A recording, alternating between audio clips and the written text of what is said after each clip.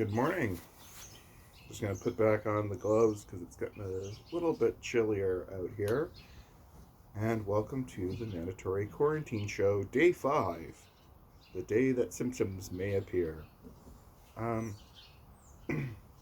so, where to start on today? I would say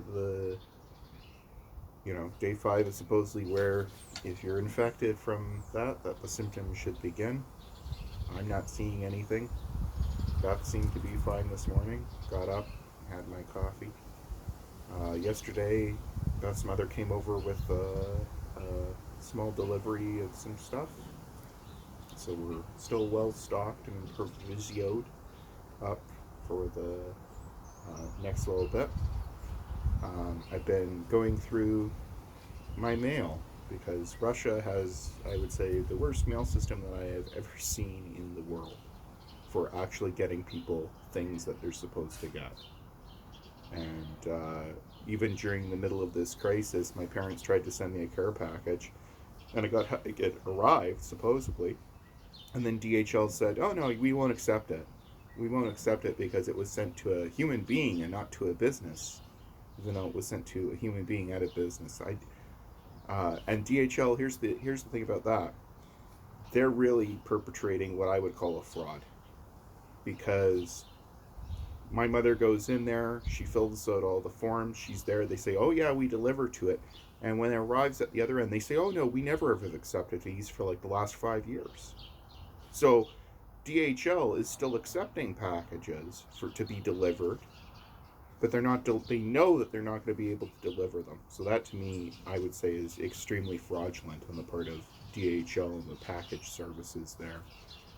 Um, and given some of the other stuff that happens with mail coming into Russia, you can't get anything. So I ended up with basically my birthday gift of this care package arriving finally now that I was able to open it up and get my Tim Hortons coffee, which, if it had arrived six months sooner, probably would have seen me through the rest of out there.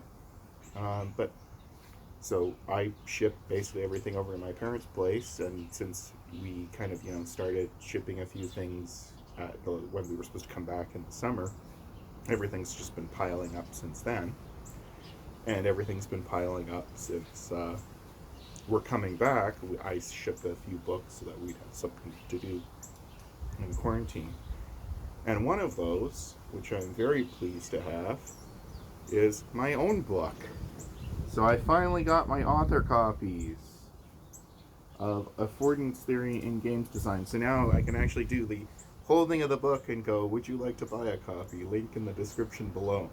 Rather than just, putting like my hands like this and then digitally superimposing the book over it. So, yes, I now have 5 author copies of my own book. I would suggest, if you want a copy, please do buy it from the publisher, because Amazon says that they have it quote unquote in stock, but all they're doing is they just buy it from the publisher and then resell it and take the fee. So buy it direct from the publisher, link in the below. And we're talking about basically how to do playtesting, which these days is very hard because we can't have humans in the room with each other. So I guess at the end of this whole pandemic, if you want to know how to do human playtesting for games, both physical and digital, check out our book on that by Hamna Islam and myself via Morgan and Claypool Publishers. And shout out to Dan Ashlock, the editor of that series. There's a lot of other great books within their library for that. It's also available in an e-edition. So yay! I guess that's the plug. The required plug that I finally got to do, because I finally have my author copies, and that's great. So I've got this copy here. This is the one I'm holding on to and keeping. I'll probably bring one back to my office in Russia, and then I got to figure out 3 deserving people to give the other 3 to sign it and whatever. And if you get a copy and you'd like it signed and you see me at a conference or whatever, I will sign it. So there's an extra bit there. So I'm very happy with that. It came out quite nice. Yeah, and going through the rest of my mail, so a lot of other books and equipment pieces. I finally got some more dice so I can do some more dice studies again once the pandemic subsides, and I can do human user testing again. I think that's probably the biggest problem right now is they're all like, oh, well, tell us what your lab's going to do next year. Good luck. How do I know? How do I know what my lab is going to do next year? I don't even know if I can do human testing. And so much of my research kind of requires human participants, and so that causes a huge problem with all of this. Is how do we successfully keep safety of human participants inside of like um, games, and you want to have a examiner inside of there.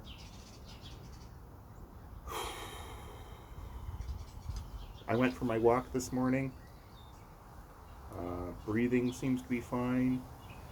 I'm a bit stuffy from this morning just because it's cold out. So no symptoms, nothing to report. Trying to keep warm. Rains came down. They mowed the grass yesterday. Let the workmen out. That was a bit annoying for the sake of, I think Beth wanted to get out and go for a walk, but can't be out in the backyard while they're doing the thing because, well, one, you're going to get in their way, and two, you're in quarantine, so you're not supposed to be near anyone. And even there, like, normally if I've got workmen inside of here, I would have probably been offering them a coffee or whatever. It's Niagara Lake, it's a small town.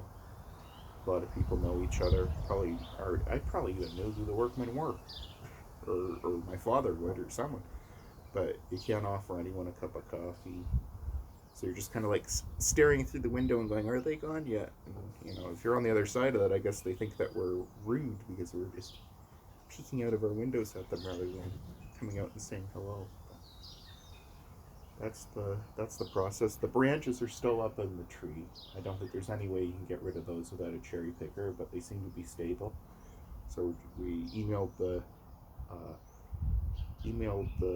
rental company yesterday, and I haven't got a response back to them, so they're notified. And I'm just out here on the lovely porch. It's a little bit cloudy this morning. It's a little bit cooler than it has been in the last couple of days. But birds still tweeting. God's in his heaven. All is well with the world in Canada today. So we'll have to figure out what we're going to be doing.